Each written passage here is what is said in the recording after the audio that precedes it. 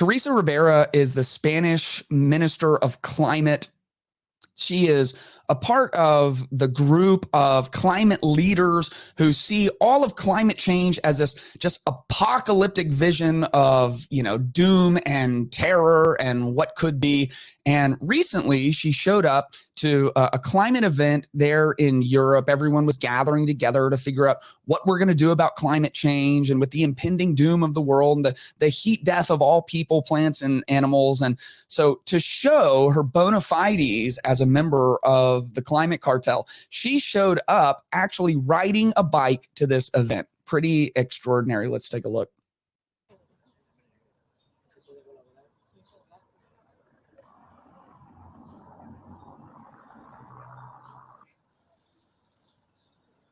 Just perfect makeup, wearing flats, non-athletic clothes.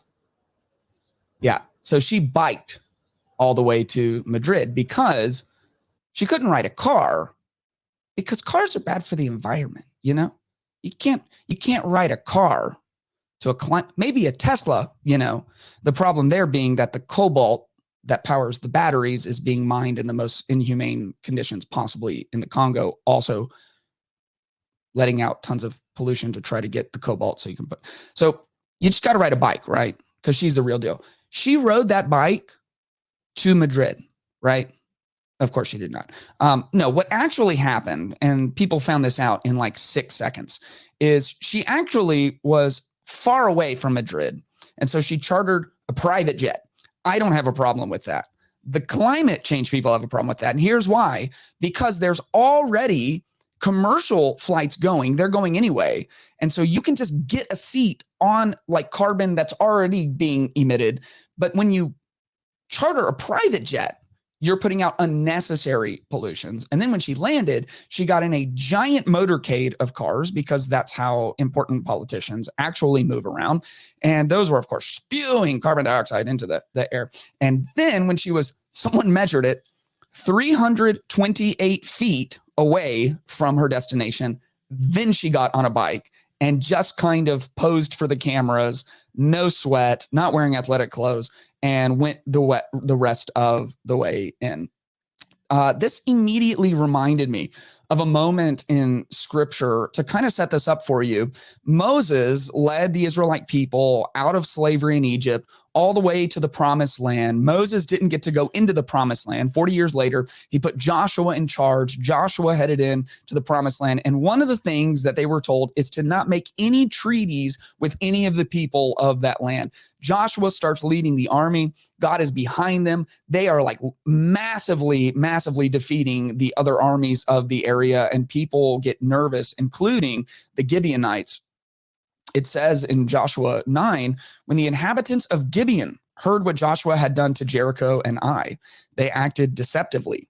They gathered provisions and took worn out sacks on their donkeys and old wineskins cracked and mended.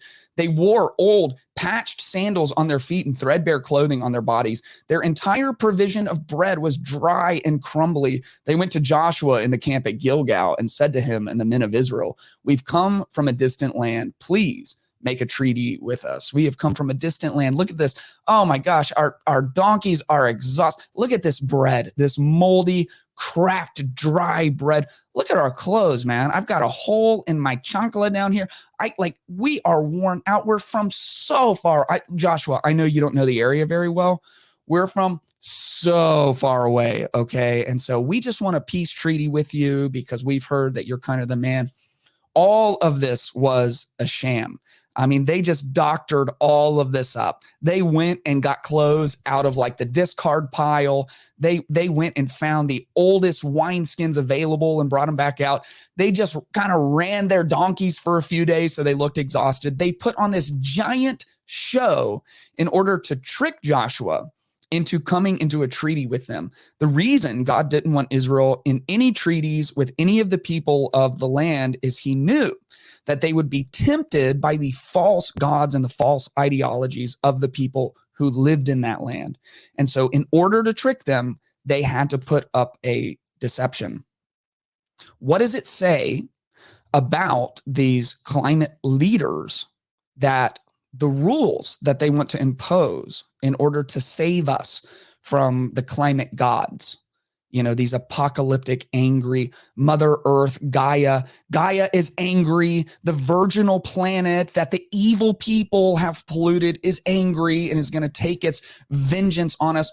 If you pay attention, look, the climate's changing. And as believers in God who have been entrusted with God's earth, given dominion on God's earth, we should take responsibility for taking care of our planet, okay? That is part of the call to be fruitful, to fill the earth, to multiply, to subdue the earth, to take care of it, to cultivate it. However, the climate alarmists, the apocalyptic climate change people, when you listen to them, they use uniquely religious language. I have a clip on the YouTube channel about whether or not Earth Day is like the new secular Easter, because this has become a religion. And most of what they're saying, number one, these are the first people who are going to tell you to listen to the science. You have to believe the science. Number one, there is no the science. The science isn't an entity or a person or a prescribed set of beliefs. Science is a process for exploration and understanding. The very same people who will tell you that are not paying attention to their own science. It doesn't actually back them up. And there's huge political persuasion to buy into the apocalyptic version of climate change. But if you look at this historically, we have like 60 something years of apocalyptic narratives around climate change, and they're always changing. It's going to be the next ice age and global cooling, and then it's going to be the heat death and global warming, and now it's just climate change more generally. And the science is always evolving when you're looking at it, not through a religious lens, but through an unbiased lens.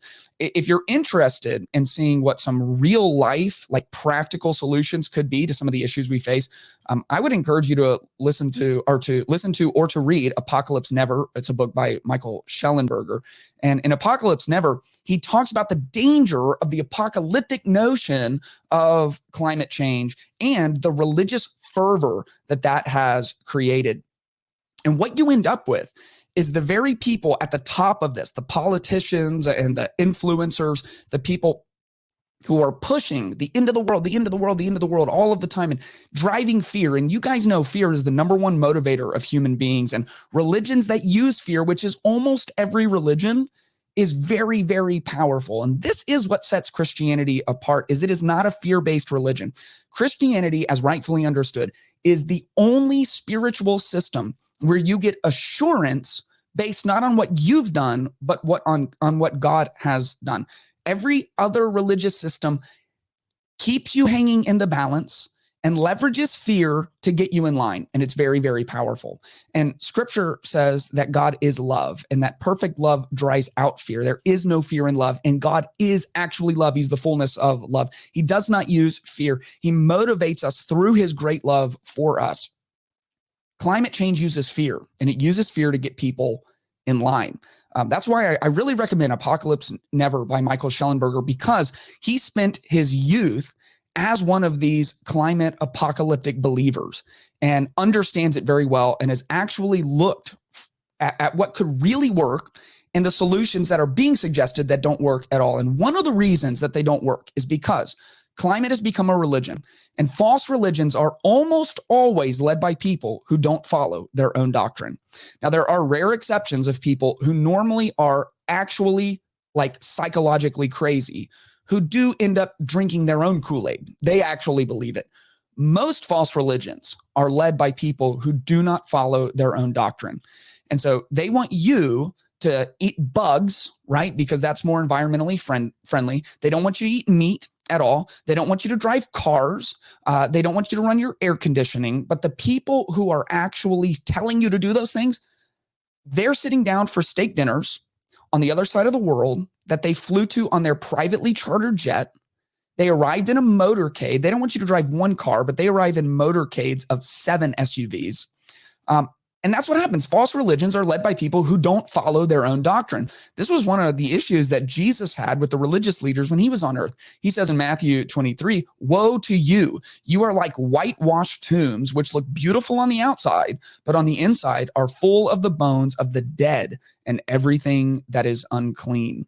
You look beautiful on the outside, man. You look good riding your bike as if you rode your bike from Italy to Madrid, right? As if you rode your bike across the Atlantic Ocean from New York City, where you just were, to Madrid. No, you didn't. You took a private jet, even though you could have rode commercial. You took a motorcade of cars, even though you could have driven like one hybrid. And you just rode your bike the last 328 feet, because false religions are almost always led by people who aren't drinking their own Kool-Aid. They don't actually believe what they're saying. They know the actual science behind it, and they're using fear and manipulation to keep you in line.